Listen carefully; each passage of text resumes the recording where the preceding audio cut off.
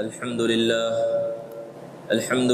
نحمده ونستعينه ونستغفره ونؤمن به ونتوكل عليه ونعوذ بالله من شرور أنفسنا ومن سيئات أعمالنا من يهد الله فلا مضل له ومن يضلله فلا هادي له ونشهد أن لا إله إلا الله وحده لا شريك له ونشهد أن سيدنا ومولانا محمدا عبده ورسوله صلى الله تعالى عليه وعلى آله وأصحابه وبارك وسلم تسليما كثيرا أما بعد فأعوذ بالله من الشيطان الرجيم بسم الله الرحمن الرحيم ولقد آتينا لقمان الحكمة أن اشكر لله ومن يشكر فإنما يشكر لنفسه ومن كفر فإن الله غني حميد صدق اللہ مولانا العظیم۔ معزز سامعین کرام، بزرگوں اور دوستوں، ایک سچا پکا مسلمان اپنی زندگی کے اندر ہمیشہ یہ کوشش کرتا ہے کہ وہ اللہ کے احکام کے مطابق زندگی گزارے اور نبی کریم صلی اللہ علیہ وسلم کے طریقوں پر چلے، اور جہاں وہ اپنے لیے یہ کوشش کرتا ہے کہ اس کی آخرت کامیاب ہو جائے، وہیں وہ اپنی اولاد کے واسطے اور اپنی ماتحتوں کے واسطے بھی یہی کوشش کرتا ہے۔ قرآن میں اللہ رب العزت نے ارشاد فرمایا، یا ایھا الذین آمنوا قوا انفسکم واہلیکم نارا، کہ اے ایمان والو اپنے آپ کو اور اپنے گھر والوں کو جہنم کے عذاب سے بچاؤ۔ کوئی مسلمان ایسا ہو جو خود تو اللہ کے احکامات کو پورا کرتا ہو، نبی کریم صلی اللہ علیہ وسلم کے طریقے کے مطابق زندگی گزارتا ہو، اور وہ یہ سمجھتا ہو بس میری زندگی اچھی گزر رہی ہے تو میں کامیاب ہوں، اپنی اولاد کی، اپنے گھر والوں کی اور اپنے ماتحتوں کی فکر نہ کرے، اور وہ یہ سوچے کہ ان کی زندگی ان کے ساتھ ہے، تو اسے کبھی بھی سچا پکا مسلمان نہیں کہا جائے گا۔ ہر انسان کی، ہر مسلمان کی ذمہ داری ہے کہ وہ اپنے اولاد کو بھی صحیح طریقے کے مطابق زندگی گزارنے کی نصیحت کرتا رہے، انہیں تاکید کرتا رہے، انہیں بتلاتا رہے، انہیں سمجھاتا رہے۔ ہر مسلمان کی یہ ذمہ داری ہے۔ قرآن مجید میں اللہ تبارک و تعالی نے انسان کس طرح زندگی گزارے اس کو بیان فرمایا، اور اولاد کی تربیت کس انداز میں کی جائے اس کو بھی اللہ رب العزت نے قرآن مجید کے اندر بیان فرمایا ہے۔ اولاد کی تربیت کے انداز میں ترتیب تک کو بیان کیا گیا کہ کس طرح، کس انداز میں اولاد کی تربیت کی جائے۔ قرآن ایک زندگی کا نظام حیات ہے، نظام العمل ہے، ساری چیزوں کو اس کے اندر بیان کیا گیا ہے۔ تو وہیں اپنی اولاد کی کس انداز میں تربیت کی جائے اس کو بھی اللہ رب العزت نے بیان فرمایا۔ جہاں اولاد کا تذکرہ اور اولاد کی نصیحتوں کا تذکرہ ہے، اس میں سے ایک وہ مقام ہے جہاں پر اللہ تبارک و تعالیٰ نے حضرت لقمان علیہ السلام کا تذکرہ فرمایا۔ حضرت لقمان کا وہ مقام اور وہ مرتبہ ہے کہ جمہور امت کے نزدیک اور مفسرین کے نزدیک وہ نبی نہیں تھے، نبی نہ ہونے کے باوجود بھی اللہ تبارک و تعالیٰ نے ان کا تذکرہ قرآن میں کیا، اور پوری ایک سورت ان کے نام سے نازل فرمائی، سورہ لقمان کے نام سے۔ یہ مقام اور یہ مرتبہ حضرت لقمان کا ہے۔ وہ نبی نہیں تھے، مفسرین نے بیان کیا کہ وہ افریقہ کے رہنے والے تھے اور حبشی تھے، غلام تھے، اور بعض مفسرین نے بیان فرمایا کہ وہ پست قد تھے، ان کی ناک چھوٹی سی تھی، ہونٹ موٹے موٹے تھے، بدصورت تھے، کوئی اچھی صورت ان کی نہیں تھی۔ اس کے باوجود کتنا بڑا مقام اور مرتبہ اللہ رب العزت نے عطا فرمایا۔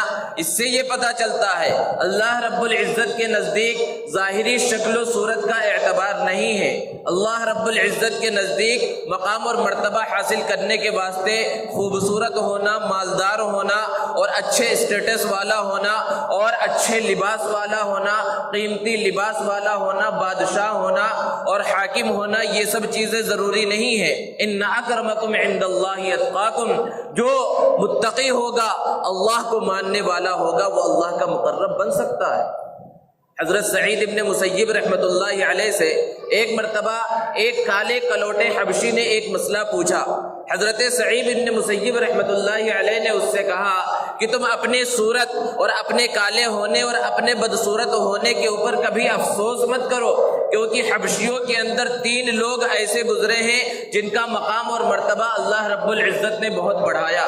ایک حضرت بلال حبشی رضی اللہ تعالی عنہ کہ ان کو کیا مقام اور کیا مرتبہ اللہ نے عطا فرمایا ہر مسلمان جانتا ہے، اور دوسرے سیدنا عمر ابن خطاب رضی اللہ تعالی عنہ کے آزاد کردہ غلام حضرت مہجع، وہ بھی کالے کلوٹے تھے لیکن بڑا مقام تھا ان کا، اور تیسرے حضرت لقمان حکیم کہ ان کو بھی اللہ نے بہت بڑا مقام اور مرتبہ عطا فرمایا۔ تو حضرت لقمان اصلاً افریقہ کے کسی علاقے کے رہنے والے تھے، عرب میں غلامی کی حالت میں وہ آئے، اور عرب کے جو لوگ تھے وہ ان کو بہت اچھی طرح سے جانتے تھے، ان کا تذکرہ کیا کرتے تھے، ان کی جو حکیمانہ باتیں ہیں ان کو وہ نقل بھی کیا کرتے تھے۔ اللہ تبارک و تعالیٰ نے قرآن مجید میں سورہ لقمان میں آیت نمبر 12 سے آیت نمبر 19 تک حضرت لقمان کا اور ان کی نصیحتوں کا تذکرہ کیا ہے۔ آیت نمبر 12 کے اندر اللہ رب العزت نے ارشاد فرمایا وَلَقَدْ آتَيْنَا لُقْمَانَ الْحِكْمَةَ أَنِ اشْكُرْ لِلَّهِ، کہ ہم نے حضرت لقمان کو حکمت عطا فرمائی تھی۔ حکمت بہت بڑی نعمت اور بہت بڑی دولت ہے۔ حکمت کیا ہے؟ الگ الگ لوگوں نے الگ الگ تعریفیں کی ہیں۔ حکمت کے بارے میں کہا جاتا ہے علم ہی حکمت ہے، حلم اور بردباری یہ بھی حکمت ہے، عقل اور فہم اور ذہن کا مل جانا یہ بھی حکمت ہے، درست رائے کا ہونا یہ بھی حکمت ہے۔ اور حکمت کی ایک تعریف ابو حیان نے یہ کی کہ ایسا کلام جس سے لوگ نصیحت حاصل کرے، یہ حکمت ہے۔ قرآن مجید میں اللہ رب العزت نے ارشاد فرمایا کہ وَمَنْ يُؤْتَ الْحِكْمَةَ فَقَدْ أُوتِيَ خَيْرًا كَثِيرًا، کہ جسے حکمت عطا کر دی گئی اسے بہت بڑی بھلائی دے دی گئی۔ اور اللہ کے رسول صلی اللہ علیہ وسلم کے دنیا میں بھیجے جانے کا جو مقصد تھا، ان مقاصد کے اندر ایک مقصد تعلیم حکمت بھی تھا کہ اپنے امت کو حکمت کی تعلیم دے، وَيُعَلِّمُهُمُ الْكِتَابَ وَالْحِكْمَةَ، انہیں کتاب یعنی قرآن مجید سکھلائیں اور حکمت کی تعلیم دے۔ تو حکمت بہت بڑی شے ہے، بہت بڑی دولت ہے۔ اللہ نے حضرت لقمان کو حکمت عطا فرمائی تھی، اسی لیے وہ لقمان حکیم کے نام سے مشہور ہے۔ بعض مفسرین نے بیان فرمایا کہ اللہ تبارک و تعالیٰ نے انہیں اختیار دیا تھا کہ آپ نبوت کو لے لے یا حکمت کو لے لے، تو انہوں نے حکمت کو اختیار کیا، نبوت کو چھوڑ دیا۔ کسی نے پوچھا کہ آپ نے نبوت کو اختیار کیوں نہیں کیا؟ نبوت تو بہت بڑا مقام اور مرتبہ ہے۔ حضرت لقمان حکیم نے جواب دیا کہ چونکہ اللہ رب العزت نے مجھے اختیار دیا تھا، اگر اللہ اپنے فضل سے مجھے نبوت عطا کرتا تب تو اس کو میں لیتا تو اللہ کی طرف سے مدد شامل حال ہوتی، لیکن جب اللہ نے اختیار دیا تو نبوت بہت بڑی ذمہ داری ہے، اپنے اختیار سے اگر میں اسے لیتا تو ہو سکتا ہے میں اس کی ذمہ داریوں کو ادا نہ کر پاتا۔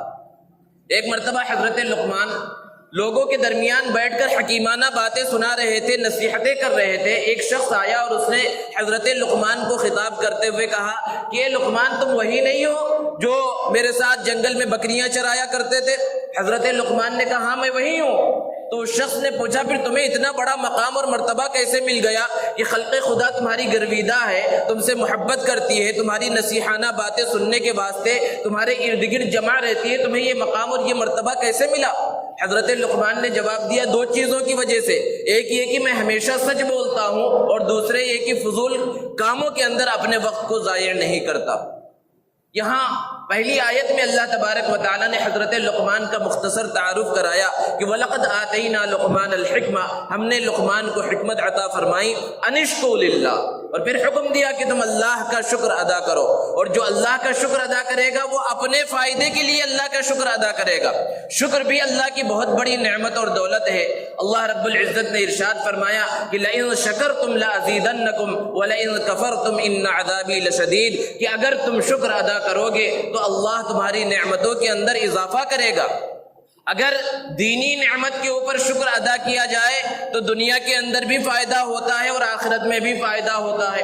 آخرت میں تو اس کا بدلہ ملے گا، ثواب ملے گا، اور اس کی وجہ سے اس کے مقامات بلند ہوں گے، اور دنیا کے اندر یہ فائدہ ہوتا ہے کہ کسی دینی کام پر، دینی عمل پر، نیک کام پر شکر کرنے کی وجہ سے مزید عمل کی توفیق ملتی ہے۔ اور دنیاوی نعمتوں پر اگر شکر ادا کیا جائے تو آخرت میں تو بدلہ ملے گا ہی ملے گا۔ اللہ رب العزت چاہے تو دنیا کے اندر بھی نعمتوں کے اندر اضافہ کر دے جس نعمت کے اوپر شکر ادا کی گئی ہے۔ تو شکر بہت بڑی نعمت ہے، اور شکر جو اللہ کا انسان ادا کرتا ہے اس سے اللہ کا کچھ فائدہ نہیں ہوتا۔ اللہ رب العزت نے ارشاد فرمایا وَمَن كَفَرَ فَإِنَّ اللَّهَ غَنِيٌّ حَمِيدٌ، کہ جو اللہ کی ناشکری کرے تو اللہ بے نیاز ہے۔ تمہارے شکر ادا کرنے کی وجہ سے اللہ کے مقام اور مرتبے میں کچھ اضافہ نہیں ہوا، تم شکر ادا کر رہے ہو، تمہارا فائدہ ہوگا، تمہاری نعمتوں میں اضافہ ہوگا، تمہارے مقامات اور تمہارے مرتبے کے اندر اضافہ ہوگا۔ اللہ تو بے نیاز ہے اور اللہ پہلے سے تعریف کے لائق ہے۔ پھر اس کے بعد اللہ تبارک و تعالیٰ نے حضرت لقمان نے اپنے بیٹے کو جو نصیحتیں کی ہیں، یوں تو حضرت لقمان کی نصیحتیں بہت ساری ہیں۔ قرآن مجید میں اللہ رب العزت نے چند نصیحتوں کو بیان کیا اور اس کی وجہ سے پوری سورت کا نام ہی لقمان رکھ دیا، لیکن احادیث کے اندر اور دوسری تاریخی کتابوں کے اندر حضرت لقمان کی نصیحتیں بھری پڑی ہیں۔ بے شمار نصیحتیں انہوں نے اپنے بیٹوں کو اور دوسرے لوگوں کو کی ہیں، جس کو بیان کیا گیا ہے اور جس کا تذکرہ کیا گیا ہے۔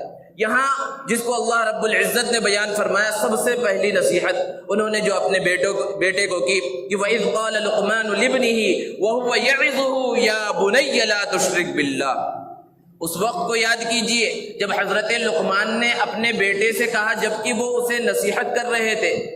قرآن مجید ایک ایسی مقدس کتاب ہے کہ جس کے ایک ایک آیت کے اندر معانی کا سمندر ہے۔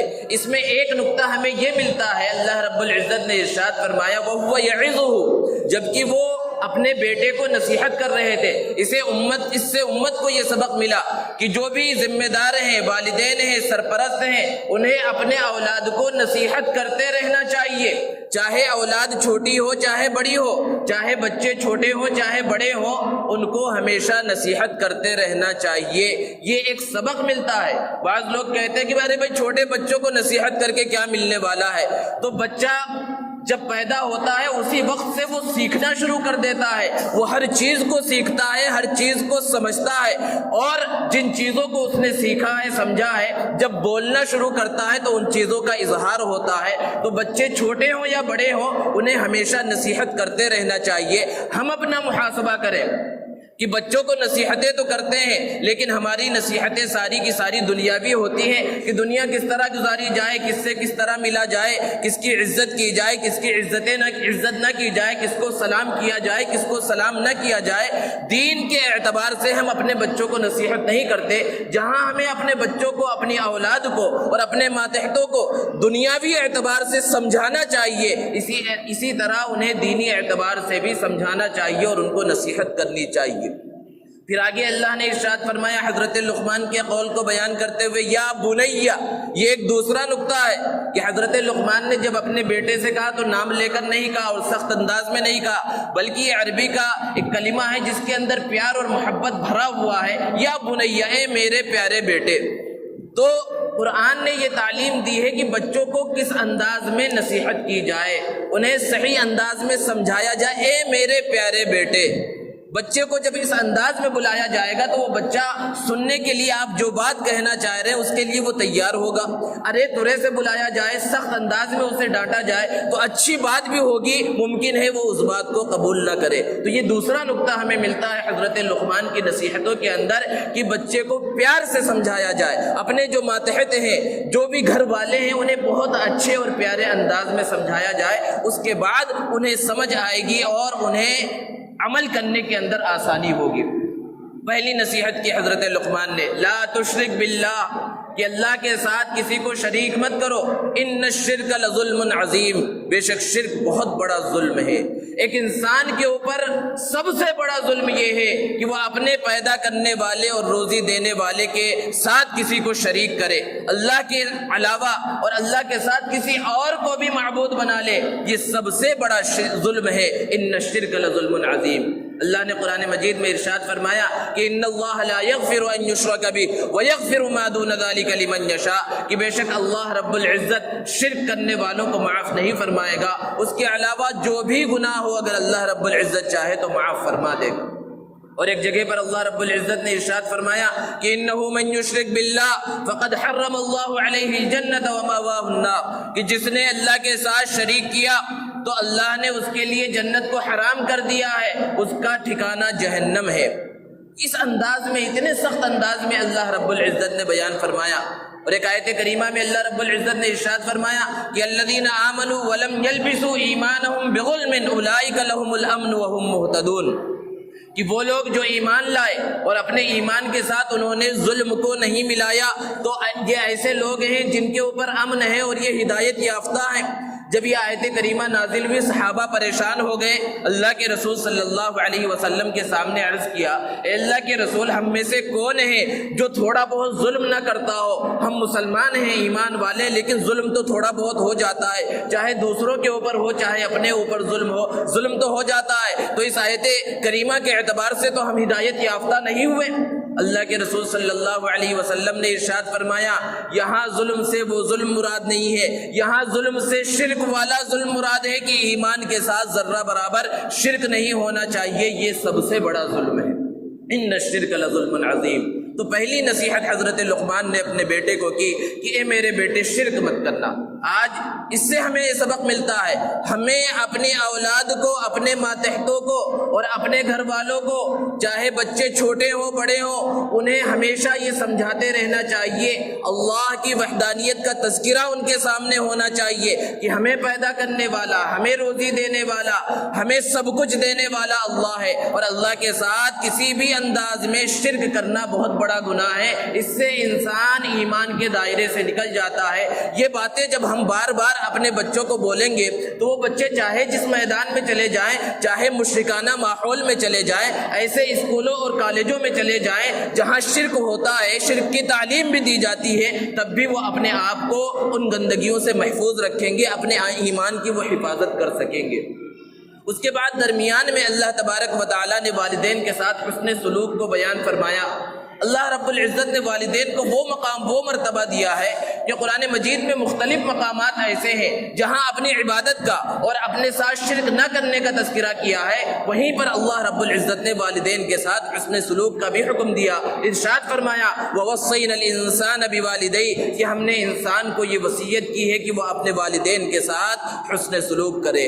اور پھر حسن سلوک کے مقام اور مرتبے کو اور ترتیب کو بھی اللہ رب العزت نے بیان فرمایا کہ سب سے بڑا مقام اور مرتبہ اللہ تبارک و تعالیٰ کا ہے، عبادت اللہ کی ہوگی اور اطاعت اور محبت والدین کی کرنا ہے، اور والدین میں بھی بڑا مقام اور مرتبہ ماں کا ہے، اور ماں کا مقام اور مرتبہ کیوں ہے؟ اللہ رب العزت نے ارشاد فرمایا حملته امه وهنا على وهن وفصاله في عامين، کہ ان کی والدہ نے 9 مہینے اپنے پیٹ کے اندر اس کو رکھا اور پھر جب پیدا ہو گیا تو اس کو دودھ پلایا، یہ سب تکلیفوں کو برداشت کیا۔ اس کے بعد باپ کا مقام ہے، باپ کا مرتبہ ہے۔ لیکن آج ماحول یہ ہو گیا کہ اگر بچہ والدہ کی نافرمانی کرے تو باپ اسے نہیں ڈانٹتا، اور بچہ باپ کی نافرمانی کرے تو ماں نہیں ڈانٹتی۔ ہاں اگر وہی بچہ دادا کی نافرمانی کر رہا ہے، دادا سے بلند آواز سے بات کر رہا ہے، تو باپ کہے گا، ماں کہے گی کہ بڑوں کے ساتھ اس انداز میں بات نہیں کرتے، ضرور ٹوکنا چاہیے۔ لیکن قرآن کی ترتیب کو ملحوظ رکھنا چاہیے کہ دادا سے بڑا مقام اور مرتبہ باپ کا ہے۔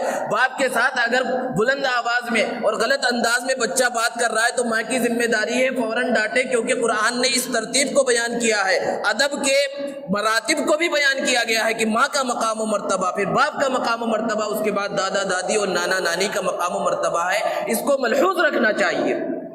شرک کی ابھی مذمت کو بیان کیا گیا تھا، پھر اس کے بعد اللہ رب العزت نے والدین کے ساتھ حسن سلوک کو بیان فرمایا اور ان کے مقام و مرتبے کو بیان فرمایا۔ پھر اس کے بعد ارشاد فرمایا کہ والدین کے درمیان کوئی تفریق نہیں ہے کہ والدین مسلمان ہو تو ان کی اطاعت کرنا ہے، ان کی بات ماننا ہے، والدین غیر مسلم ہو تو ان کی عزت نہیں کرنا، ان کی فرما برداری نہیں کرنا۔ کوئی تقسیم پورے قرآن مجید میں احادیث کے ذخیرے میں اٹھا کر دیکھ لیجیے، آپ کو نہیں ملے گی۔ اور صحابہ کرام رضوان اللہ تعالی علیہم اجمعین کی زندگیاں ہمارے سامنے ہے۔ وہ جب مسلمان ہو رہے تھے، بہت سے ایسے صحابہ تھے جن کے والدین کافر تھے، لیکن کسی ایک صحابی کے بارے میں آپ کو نہیں ملے گا کہ مسلمان ہو کر اپنے کافر والدین کی انہوں نے نافرمانی کی ہو یا ان کے ساتھ بدسلوکی اور بدتمیزی کی ہو۔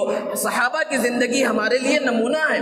قرآن میں آگے اللہ نے بیان فرمایا کہ وَإِن جَاهَدَاكَ عَلَىٰ أَن تُشْرِكَ بِي مَا لَيْسَ لَكَ بِهِ عِلْمٌ فَلَا تُطِعْهُمَا، کہ ہر حال میں والدین کی اطاعت کرنا ہے، چاہے مسلمان ہو یا غیر مسلم۔ ہاں اگر وہ تمہیں شرک کا حکم کرے تو شرک تو بہت بڑا گناہ ہے، شرک کے اندر ان کی بات کو نہیں ماننا۔ والدین اگر کہیں کہ بھئی کافر ہو جاؤ، مشرک ہو جاؤ، اللہ کے ساتھ شرک کرو اور یہ غلط کام کر لو، تب تو والدین کی بات کو نہیں مانا جائے گا۔ وَصَاحِبْهُمَا فِي الدُّنْيَا مَعْرُوفًا، لیکن دنیا کے اندر ان کے ساتھ اچھا سلوک کرنا لازم ہے۔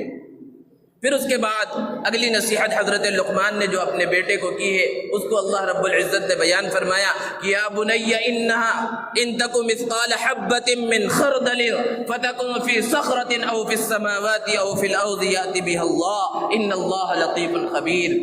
دوسری نصیحت حضرت لقمان نے اپنے بیٹے کو کی کہ اللہ سب سے زیادہ جاننے والا ہے، بہت بڑا جاننے والا ہے۔ اے میرے پیارے بیٹے، اگر رائی کے دانے کے برابر کوئی بھی چیز ہو اور وہ چیز کسی چٹان کے اندر چھپ جائے، چٹان کے پیچھے جو چیز چھپی ہوئی ہے وہ دکھائی نہیں دے سکتی جب تک کہ چٹان کو ہٹایا نہ جائے، یا آسمانوں میں ہے جہاں تم عام طور پر نہیں پہنچ سکتے، یا زمین کے اندر ہے جہاں تاریکی کی وجہ سے ہو سکتا ہے تمہیں نظر نہ آئے، لیکن قیامت جب قائم ہوگی یأتی بہ اللہ، اس رائی کے دانے کے برابر جو چیز ہے، چاہے وہ نیکی ہو، چاہے برائی ہو، چاہے اچھائی ہو، چاہے غلط چیز ہو، اللہ تبارک و تعالی اس رائی کے دانے کے برابر چیز کو بھی وہاں پر موجود کر دے گا، اور اس کا اچھا بدلہ یا اس کی سزا اللہ تبارک و تعالی دے گا۔ اللہ تبارک و تعالیٰ کا علم ساری چیزوں کے اوپر محیط ہے، وہ ذرے ذرے کو جاننے والا ہے، اور ایک ہی وقت میں دنیا کے اندر پوری کائنات میں جو کچھ ہو رہا ہے ہر چیز کا علم ہے۔ اس انداز میں انہوں نے اپنے بیٹے کو نصیحت کی۔ آج والدین کی ذمہ داری اس چیز کے اندر یہ ہے کہ اپنے بچوں کو اس انداز میں سمجھائیں، انہیں بتائیں کہ اگر وہ کوئی غلط کام کر رہے ہیں تو اس انداز میں نہ سمجھائیں کہ تمہیں مار پڑے گی، تمہارے ٹیچر ماریں گے، تمہارے استاد ماریں گے، تمہارے مولوی صاحب ماریں گے۔ انہیں اس انداز میں سمجھایا جائے کہ تم کچھ بھی کام کرو، کہیں بھی کرو، وہاں استاد موجود ہو یا موجود نہ ہو، والدین موجود ہو یا موجود نہ ہو، اللہ رب العزت ضرور دیکھ رہا ہے، ہر کام کو دیکھ رہا ہے، ہر چیز کو دیکھ رہا ہے۔ تو چھوٹے چھوٹے بچے ہوتے ہیں، وہ ہر چیز کو سمجھتے ہیں، ہر چیز کو لیتے ہیں، ان کے دل کے اندر یہ بات بیٹھے گی، اللہ کا ڈر، اللہ کا خوف اور اللہ کی محبت بچپن سے ان کے دل کے اندر پیدا ہوگی۔ تو دوسری نصیحت اس بات کی کہ اللہ رب العزت سب سے بڑا جاننے والا ہے۔ پھر اس کے بعد ارشاد فرمایا یا بنی اقم الصلاۃ، اے میرے پیارے بیٹے نماز کو قائم کرتے رہنا۔ نماز ایک بہت بڑی عبادت ہے، سب سے اہم فریضہ ہے، اور اول ما یحاسب یوم القیامت الصلاۃ، قیامت کے دن سب سے پہلے نماز کے بارے میں سوال ہوگا۔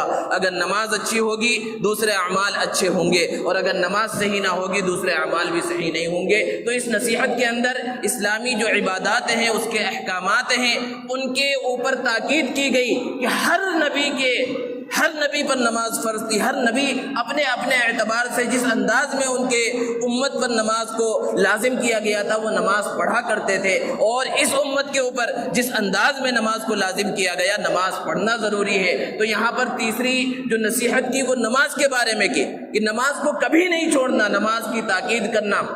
اور حدیث میں اللہ کے رسول صلی اللہ علیہ وسلم نے والدین کو جو حکم دیا کہ بچہ جب 7 سال کا ہو جائے اسے نماز کی تاکید کرو، اور جب 10 سال کا ہو جائے تو اسے اگر نماز وہ نہیں پڑھ رہا ہے تو اسے مارو۔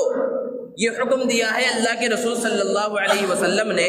ہم اپنی زندگیوں کا جائزہ لیں کہ اس حدیث مبارکہ پر اللہ کے رسول صلی اللہ علیہ وسلم کے اس فرمان پر ہمارا کتنا عمل ہے کہ بچہ 7 سال کا ہو گیا تو کیا ہم اسے نماز کی تاکید کرتے ہیں؟ اگر کرتے ہیں تو بہت اچھی بات ہے، اللہ رب العزت اس پر اجر دینے والا ہے۔ اور 10 سال ایک چھوٹی سی عمر ہے، بچہ ابھی بالغ بھی نہیں ہوتا، لیکن نماز کی اتنی تاکید، اتنی اہمیت ہے۔ اللہ کے رسول صلی اللہ علیہ وسلم نے بیان فرمایا تنبیہن مارو، مارنے کا یہ مطلب نہیں ہے کہ مار کر جو ہے اس کے اوپر نشان بیٹھ گئے، یعنی جس طرح ہم دوسری چیزوں کے واسطے تنبیہ کے طور پر مارتے ہیں بچوں کو، اس انداز میں بچوں کو سمجھانے کے لیے مارا جائے۔ ہم اپنی زندگی کا جائزہ لیں کہ کیا اپنے بچوں کو جو 10 سال کے ہو گئے ہیں کبھی نماز کے واسطے تنبیہ کے طور پر، ڈانٹنے کے طور پر ہم نے کبھی انہیں مارا؟ اگر کبھی ہم نہیں مارتے ہیں تو ضرورت نہیں ہے کہ ہم نماز کے واسطے مارے، لیکن دنیا کی دوسری چیزوں کے اندر تنبیہ کرنے کے واسطے ہم انہیں سزا دیتے ہیں، معمولی سی سزا، کبھی تھوڑا سا آہستہ سے مار دیا، تھوڑی چھوٹی سی لکڑی سے مار دیا، چھوٹی سی چھڑی سے مار دیا. کیا کبھی ہم نے نماز کے واسطے بھی اس انداز میں اپنے بچوں کو تاکید کی اور اس انداز میں انہیں کبھی سزا دی؟ ہمیں غور کرنے کی ضرورت ہے.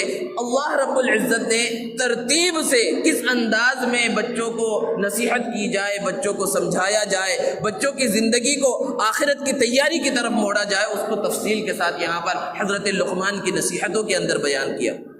پھر اس کے بعد اگلی نصیحت کی، یا بنی اقم الصلاۃ وامر بالمعروف وانہا عن المنکر. امر بالمعروف اور نہی عن المنکر، کہ اچھی باتوں کا حکم کرو اور بری باتوں سے خود بھی بچو اور دوسروں کو بھی بچاؤ. بھلائی کا حکم کرنا اور برائی سے روکنا یہ ہر مسلمان کا فریضہ ہے. وہ جس جگہ پر رہتا ہے، جتنے لوگ اس کے ماتحت ہیں، جن کو وہ بھلائی کا حکم کر سکتا ہے، اس کے لیے لازم ہے کہ وہ بھلائی کا حکم کرے. اگر کہیں غلط چیز نظر آ رہی ہے، روکنے کی طاقت ہے تو روکنا ضروری ہے. حدیث میں اللہ کے رسول صلی اللہ علیہ وسلم نے ارشاد فرمایا کہ من رأى منکم منکرا فلیغیرہ بیدہ. تم میں سے کوئی شخص کسی گناہ کو، کسی غلط کام کو ہوتا ہوا دیکھے تو اسے چاہیے کہ اپنے ہاتھ سے، یعنی اپنے طاقت کے بلبوتے اس کو روک دے. فَإِن لَّمْ يَسْتَطِعْ فَبِلِسَانِهِ. اپنے طاقت کے ذریعے، اپنی ہاتھ کے ذریعے روکنے کی طاقت نہیں ہے، وہاں اس کا وہ مقام، وہ مرتبہ نہیں ہے، تو اپنی زبان کے ذریعے روکے. فَإِن لَّمْ يَسْتَطِعْ فَبِقَلْبِهِ. زبان سے روکنے کی بھی طاقت نہیں ہے کہ میں کچھ بولوں گا تو خامخواہ لڑائی جھگڑا ہوگا، فساد ہوگا، تو کم سے کم درجہ یہ ہے کہ اپنے دل کے اندر اس کو برا سمجھے، اس غلط کام کو برا سمجھے. ہم اپنا جائزہ لیں کہ غلط کام مختلف جگہوں پر ہو رہے ہوتے ہیں، ہمارے اندر یہ طاقت نہیں ہوتی کہ ہم اپنی زبان سے روکیں، اپنے ہاتھ سے روکیں، لیکن کیا کبھی ہم اپنے دل کے اندر بھی اسے برا سمجھتے ہیں یا نہیں سمجھتے؟ مختلف جگہوں سے گزر رہے ہیں، شراب کی دکان سامنے نظر آ رہی ہے اور شراب حرام ہے، غلط کام ہے، اس کا پینا جو ہے حرام ہے، ناجائز ہے.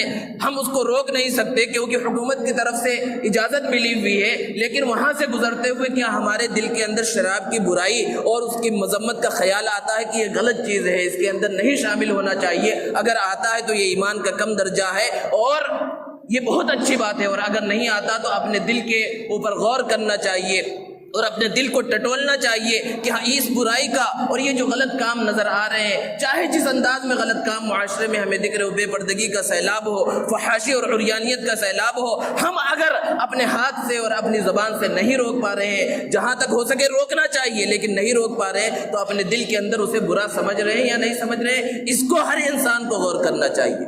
پھر اس کے بعد اگلی نصیحت حضرت لقمان نے اپنے بیٹے کو کی، وَاصْبِرْ عَلَىٰ مَا أَصَابَكَ. اوپر سے نصیحتوں کو دیکھتے ہوئے آئیے کہ پہلے شرک سے منع کیا گیا، پھر اس کے بعد اللہ کے سب سے زیادہ علیم و خبیر ہونے کو بیان کیا گیا، پھر اس کے بعد نماز کا حکم دیا گیا، امر بالمعروف اور نہی عن المنکر کا حکم دیا گیا. اگر ایک انسان ان سب نصیحتوں پر عمل کرے تو اسے مشقت ہوگی، تکلیف ہوگی. نمازوں کی پابندی کرے، سارے احکامات کو وہ پورا کرے تو تھوڑی سی پریشانی ہوگی. اللہ رب العزت نے حضرت لقمان کی نصیحت کو نقل کیا اور ارشاد فرمایا، وَاصْبِرْ عَلَىٰ مَا أَصَابَكَ. کہ تمہیں جو تکلیف پہنچے اللہ کے احکامات کو پورا کرنے میں، نبی کریم صلی اللہ علیہ وسلم کے طریقے اگر تم پورا کر رہے ہو اور اس پر تمہیں تکلیف پہنچ رہی ہے تو تم اس پر صبر کرو. اور ہر جگہ پر کسی بھی انداز میں آپ کو تکلیف پہنچے اس کے اوپر صبر کرنا یہ بہت بڑا مقام و مرتبہ ہے اور بہت بڑی چیز ہے. اللہ رب العزت نے جگہ جگہ پر صبر کرنے والوں کی فضیلت اور اہمیت کو بیان فرمایا. ارشاد فرمایا ان اللہ مع الصابرین. ایک جگہ پر ارشاد فرمایا وتواصوا بالحق وتواصوا بالصبر. صبر کی بڑی اہمیت ہے اور صبر مصیبت کے وقت ہے. انسان کے اوپر جب تکلیف آئی اس وقت صبر کرنا اصل چیز ہے. وقت گزرنے کے ساتھ ساتھ تو ہر ایک کو صبر آ جاتا ہے. کسی عزیز کا انتقال ہو گیا، رشتہ دار کا انتقال ہو گیا، ایسے اہم موقع کے اوپر صبر کرنا یہ اصل چیز ہے. آنسو کا نکل جانا اور رونا یہ صبر کے خلاف نہیں ہے. اللہ کے رسول صلی اللہ علیہ وسلم کے بیٹے کا جب انتقال ہوا، آپ صلی اللہ علیہ وسلم کے مبارک آنکھوں سے آنسو نکل گئے. کسی نے پوچھا اللہ کے رسول آپ بھی رو رہے ہیں؟ تو اللہ کے رسول صلی اللہ علیہ وسلم نے ارشاد فرمایا محبت کے آنسو ہیں اور یہ صبر کے خلاف نہیں ہے. رونا اور آنسو کا نکل جانا، یہ ہاں نوحہ کرنا، چلانا اور سینہ اور چہرہ پیٹنا، یہ جو ہے صبر کے خلاف ہے. اس سے بچنا چاہیے اور اصل مصیبت کے وقت صبر ہو. تو یہ ایک نصیحت حضرت لقمان نے اپنے بیٹے کو کی. پھر اس کے بعد ایک نصیحت کی حضرت لقمان نے کہ لا تصعر خدک للناس. یہ آداب معاشرت کے اندر ہے کہ معاشرے میں انسان کس طرح زندگی گزارے۔ اپنے بیٹے کو نصیحت کرتے ہوئے حضرت لقمان نے کہا لوگوں کے سامنے اپنے چہرے کو اپنے گال کو پھلا کر مت رکھو، کیونکہ یہ تکبر کی نشانی ہے۔ چاہے بڑا ہو مقام و مرتبے میں عمر میں یا چھوٹا ہو، جب بھی اس سے ملو خوش دلی کے ساتھ، چہرے پہ تبسم اور مسکراہٹ ہو۔ یہ اللہ کے رسول صلی اللہ علیہ وسلم کی صفت تھی۔ جب بھی کسی سے ملاقات کرتے آپ صلی اللہ علیہ وسلم کے مبارک چہرے کے اوپر مسکراہٹ ہوا کرتی تھی۔ چہرہ پھلا کر مل رہے ہیں، پیشانی کے اوپر شکن ہے، اپنے آپ کو بڑا ظاہر کر رہے ہیں، اس سے کچھ بھی ملنے والا نہیں ہے، یہ تکبر کی نشانی ہے۔ اور تکبر کے بارے میں اللہ کے رسول صلی اللہ علیہ وسلم نے ارشاد فرمایا من تکبر وضعه اللہ، جو تکبر کرتا ہے اللہ تبارک و تعالیٰ اسے گرا دیتے ہیں، وہ لوگوں کی نظروں میں بھی گر جاتا ہے، اللہ کی نظروں میں بھی گر جاتا ہے۔ ومن تواضع للہ رفعه اللہ، اور جو عاجزی اختیار کرتا ہے اللہ کے واسطے، اللہ تبارک و تعالیٰ دنیا کے لوگوں کے نظروں میں بھی اس کے مقام و مرتبے کو بڑھاتے ہیں، اور اللہ کے نظر میں بھی اس کا مقام و مرتبہ بڑھ جاتا ہے تواضع، عاجزی اور انکساری کی وجہ سے۔ تو لوگوں سے ہم جب بھی ملے، چاہے وہ اپنے ہو یا غیر ہو، چاہے رشتہ دار ہو یا رشتہ دار نہ ہو، چاہے مسلمان ہو یا مسلمان نہ ہو، ہمیشہ خوش دلی کے ساتھ اور مسکراتے ہوئے چہرے کے ساتھ ملاقات کریں۔ یہ آداب معاشرت میں سے یہ نصیحت ہے۔ پھر اس کے بعد بیان فرمایا وَلَا تَمْشِ فِي الْأَرْضِ مَرَحًا، زمین میں اترا کر مت چلو، اکڑ کر مت چلو۔ ایک دوسری جگہ پر اللہ نے قرآن مجید میں ارشاد فرمایا کہ وَلَا تَمْشِ فِي الْأَرْضِ مَرَحًا إِنَّكَ لَن تَخْرِقَ الْأَرْضَ وَلَن تَبْلُغَ الْجِبَالَ طُولًا، کہ اگر تم زمین پر اکڑ کر چل رہے ہو، اترا کر چل رہے ہو، تو اس اترا کر چلنے اور اکڑ کر چلنے کی وجہ سے زمین کو پھاڑ نہیں سکتے۔ زمین اتنی نرم نہیں ہے کہ تمہارے اکڑ کر چلنے کی وجہ سے زمین پھٹ جائے، اور یوں اکڑ کر چل رہے ہو اس کی وجہ سے تم پہاڑ کی بلندی کو بھی نہیں پہنچ سکتے، پھر اکڑ کا کیا فائدہ؟ تو آگے اللہ رب العزت نے بیان فرمایا ان اللہ لا يحب كل مختال فخور، اللہ تبارک و تعالی اکڑ کر چلنے والے کو اور فخر کرنے والے کو، تکبر کرنے والے کو اور فخر کرنے والے کو پسند نہیں فرماتے۔ انسان کو اللہ رب العزت نے نعمتیں دی ہیں، ان نعمتوں کو وہ استعمال کرے، ان نعمتوں کا اثر اس کے اوپر ظاہر ہو، لیکن اس کے اندر فخر نہیں ہونا چاہیے، تکبر نہیں ہونا چاہیے، کسی کو نیچا دکھانے کی نیت اس کے اندر نہیں ہونی چاہیے۔ پھر اس کے آگے اللہ رب العزت نے حضرت لقمان کی نصیحت کا جو انہوں نے اپنے بیٹے کو کی تھی اس کا تذکرہ کرتے ہوئے ارشاد فرمایا وَاقْصِدْ فِي مَشْيِكَ، کہ اپنے چلنے کے اندر تم میانہ روی درمیانے راستے کو اختیار کرو، نہ تو بہت تیز بھاگ کر چلو اور نہ بہت آہستہ چلو۔ اللہ کے رسول صلی اللہ علیہ وسلم کی صفات جہاں بیان کی گئی، آپ کے چلنے کے انداز کو، کہ اللہ کے رسول صلی اللہ علیہ وسلم میانہ انداز میں، درمیانی انداز میں چلتے تھے، تیزی سے قدم اٹھاتے اور تیزی سے قدم کو رکھتے تھے، بالکل آہستہ اللہ کے رسول صلی اللہ علیہ وسلم نہیں چلتے تھے۔ بہت تیز بھاگ کر چلنے سے انسان کی عزت، یعنی اگر موقع نہ ہو، عام حالات میں بھی بھاگ کر چل رہا ہے، جہاں موقع ہو، محل ہو بھاگنے کا، وہاں کی بات الگ ہے، ہمیشہ بھاگ کر چل رہا ہے تو اس سے انسان کی عزت اور عظمت گھٹ جاتی ہے، اور بالکل آہستہ چل رہا ہے اس سے بھی انسان کی عزت گھٹ جاتی ہے۔ درمیانی راستے کو، اور صرف چلنے کے اندر ہی نہیں، دنیا کا کوئی بھی کام ہو اس کے اندر میانہ روی اختیار کرنی چاہیے، اعتدال کے راستے کو اختیار کرنا چاہیے۔ پھر آخری نصیحت حضرت لقمان نے اپنے بیٹے کو کی وَغْضُضْ مِن صَوْتِكَ، اپنی آواز کو نیچا رکھو، جتنی آواز سے کام چل جائے اتنی آواز نکالو، خواہ مخواہ یوں ہی مت چلاؤ۔ آگے بیان فرمایا ان انکر الاصوات لصوت الحمیر، کہ آوازوں میں سب سے بری آواز گدھے کی آواز ہے۔ کیوں؟ خواہ مخواہ وہ چلاتا رہتا ہے، تو زیادہ تیز آواز نکالنے اور یوں ہی چیخنے چلانے والوں کی تشبیہ اللہ رب العزت نے یہاں پر گدھوں کے ساتھ دی ہے، کہ گدھے چلاتے ہیں ان کی آواز سب سے زیادہ بری ہوتی ہے۔ ہم اپنے بچوں کو سمجھائیں، بچے بہت زیادہ چیخ رہے ہیں، چلا رہے ہیں، تو انہیں اس انداز میں سمجھایا جا سکتا ہے، ویسے ہی انہیں بولنا رہے کہاں سے گدھے کی آواز آ رہی ہے ادھر ادھر سے، بچے خود بخود سمجھ جائیں گے، کہ ایسا محسوس ہو والد اس انداز میں کہ گویا کہ اس نے اپنے بچے کی آواز نہیں سنا، ایسے ہی کہیں سے آواز کو سن لیا، یا اس انداز میں انہیں سمجھائے کہ دیکھو بہت تیز چلانا یہ گدھوں کا کام ہے، انسان کا کام نہیں ہے۔ تو بچے بچپن سے ہی اسلامی اعتبار سے بڑھنے لگتے ہیں، ان کی اس انداز میں پرورش ہوتی رہتی ہے۔ یہ جو 10 نصیحتیں حضرت لقمان نے یہاں پر اپنے بیٹے کو بیان فرمائی ہیں، ان نصیحتوں پر ہر مسلمان کو خود بھی عمل کرنا چاہیے، اور چونکہ اس کے اندر ایک سبق ہے کہ انسان کس انداز میں اپنے اولاد کی تربیت کرے، اپنے اولاد کو بھی یہ نصیحتیں کرنا چاہیے اور اس انداز میں بچپن سے انہیں سمجھانا چاہیے، تو انسان کامیاب ہوگا۔ اللہ تبارک و تعالی ہمیں عمل کی توفیق عطا فرمائے۔